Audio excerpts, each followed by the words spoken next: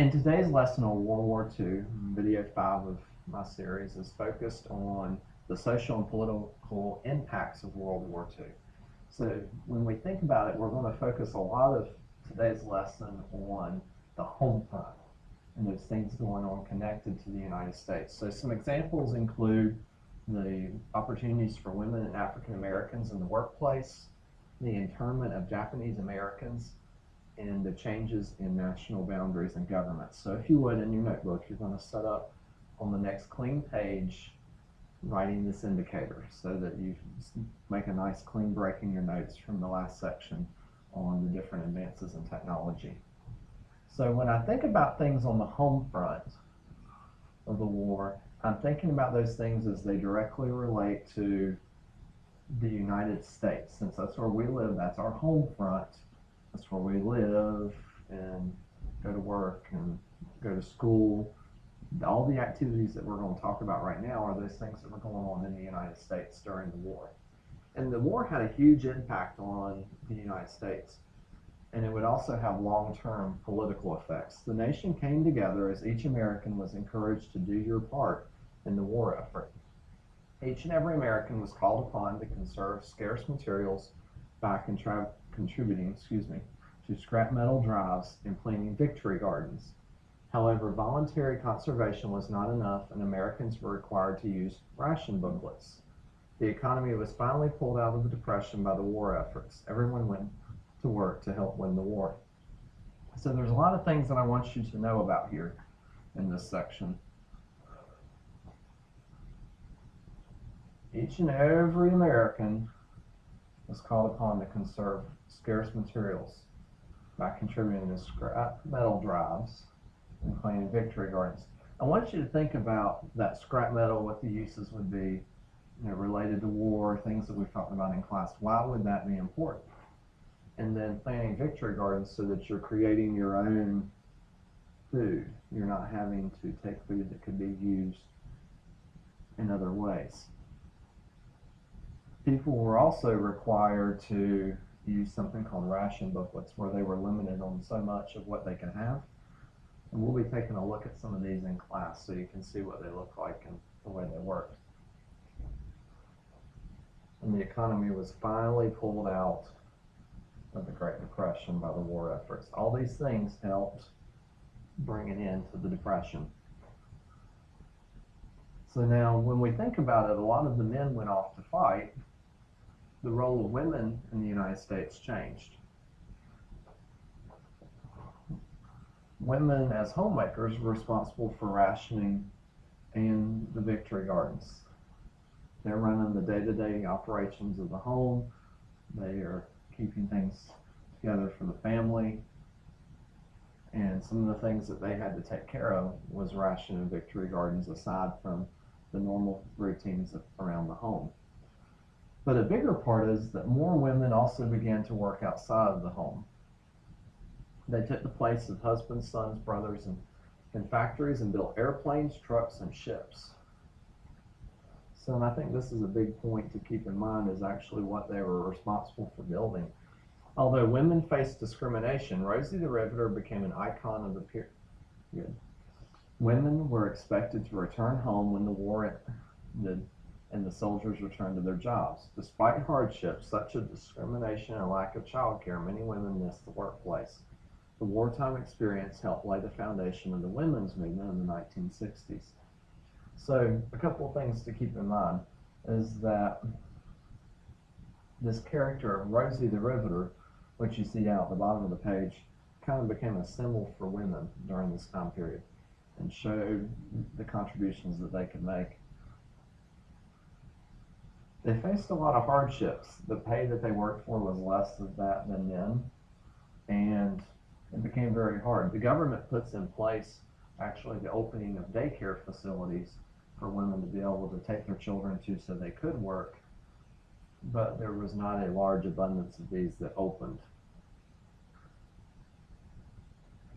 But this is going to be very important because it does help pave the way for women's rights movement of the 1960s. We already talked about women's rights this year with women's suffrage and the right to vote.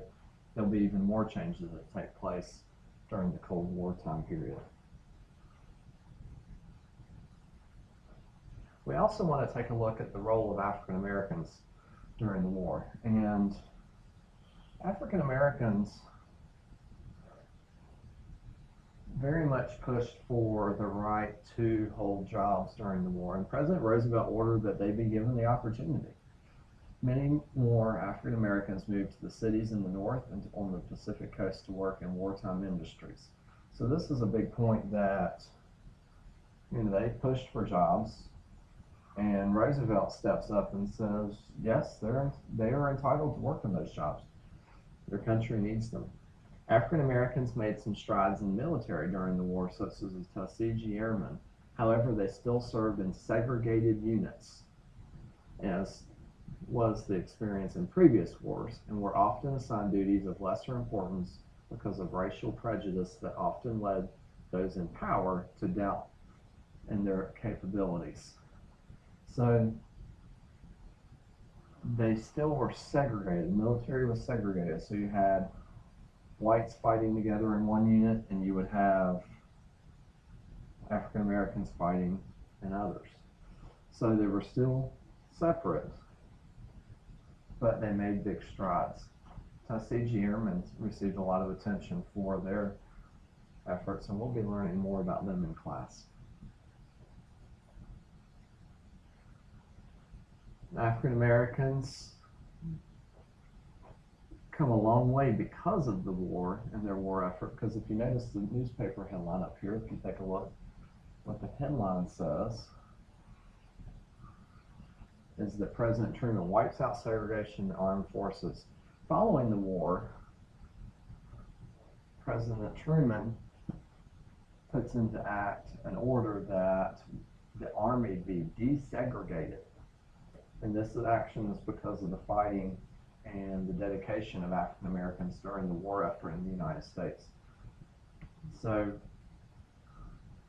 this is a huge deal in our country, because at this time schools are segregated, buses are segregated, any public facility is segregated. But in the 1940s, Truman calls for an end to segregation in the Army. This is a huge deal that is going to help lay a foundation for the civil rights movement of the 1960s. Now, there was other groups that were impacted by the war, and that was particularly the Japanese Americans. And the Japanese Americans also faced discrimination during this time. They faced the most profound discrimination. Following the bombing at Pearl Harbor, 110,000 Japanese Americans were moved to internment camps in the western deserts of the United States, made to leave their homes and businesses with little warning or compensation for the loss of their possessions and livelihoods. They were imprisoned behind barbed wire fences without the right to a trial and without proof that they were disloyal. Nonetheless, the Japanese Americans continued to be loyal to the United States. Some of them served with distinction in military units in the European theater. So, I want you to think about what this would have been like. You come home from school one day to learn that you're going to board a bus with a bunch of other people of your same ethnicity, and you're going to be driven to a camp, except this isn't the kind of camp that you would normally go to for like a summer vacation that y'all are used to, possibly, but one where there's barbed wire fences surrounding and guard towers with men with guns. And this is what happens to the Japanese Americans, because people in the United States, particularly in the West, become very concerned with what connections they may have to Japan following that attack. So I want you to think about the number of people and what the living conditions would have been like.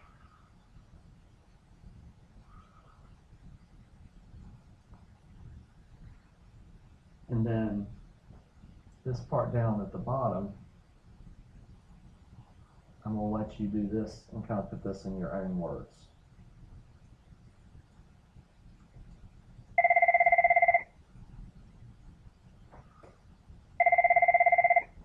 So what are some of the results of the war? So what are some of the things that take place? Well, political boundaries of some nation states were changed and some governments were altered. The United States established a democracy and occupied Japan. So there's changes that take place in Japan, and that there's actually a democracy formed, much like the same type of system that we have in our own country.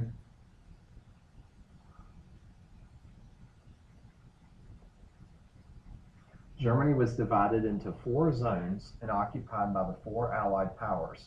Soon the United States, Great Britain, and France united their zones and helped to create a democratic government in what later became known as West Germany. The Soviet Union established a communist government in East Germany. Berlin, the former capital of Germany, was similarly divided, although it was located entirely within the Soviet zone. So Germany ends up being broken into 4 parts. 3/4 of Germany becomes democratic, with 1/4 becoming communist and following the Soviet Union's lead. And then the Soviet Union also set up puppet regimes in Eastern European nations that they liberated from German occupation. So there is a spread of something that is called communism, which we're going to be speaking a lot about when we talk about the Cold War. Although the United States emerged from the war as a dominant world power, it would soon find itself in confrontation with its World War II ally, the Soviet Union. The Cold War had its roots in differences in wartime priorities between the United States, Great Britain, and France, and the Soviet Union. Things that you need to make sure you know off this page is kind of this list of things that took place. You need to know about Japan and what happened in Japan. And then you also need to, and you can kind of put this in your own words if you would like, you need to understand what took place in Germany. Thinking 3/4 of it became a democracy, with 1/4 becoming Soviet under a communist rule, and the impact that's going to take place long term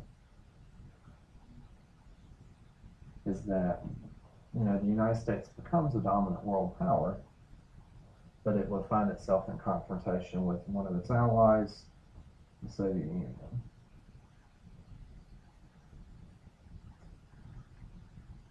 So your task for this lesson is to create a table that defines life before, during, and after the war for women, African Americans, and Chinese Americans. So I want you to think about how you can do this. And I'm just going to sketch out a possible idea that you could do. So if you think about, you're going to set up a line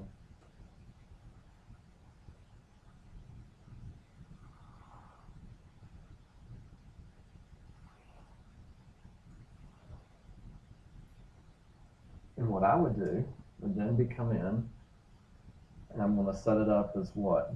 Before, during, and after. And then you're going to want to come down and think about the different groups. So women,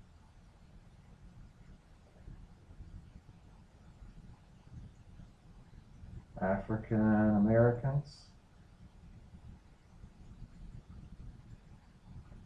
and then Japanese Americans.